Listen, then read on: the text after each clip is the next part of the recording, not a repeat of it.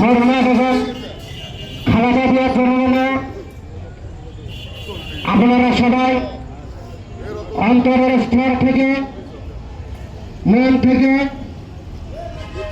প্রাণ খুলে তার জন্য দোয়া করবেন যেন রব্বুল আলামিন তাকে জান্নাতুল ফেরদাউস দান করে।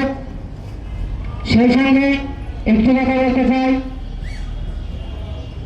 আমাদের টার্মিনালে অসংখ্য শ্রমিক রয়েছে অবহেলিত।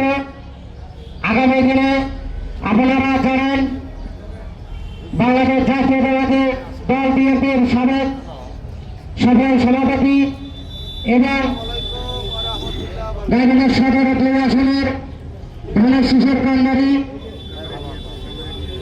কেন্দ্রীয় নির্বাহী কমিটির গ্রাম সরকার বিষয়ক সম্পাদক জনাব আনিসুজ্জামান খান বাবুচাচা উপস্থিত হবেন।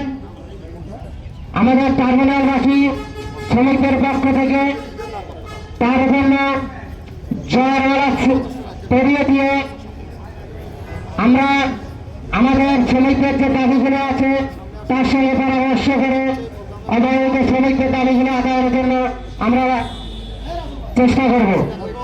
এই বলে আমি আমার সংক্ষিপ্ত বক্তব্য শেষ করছি।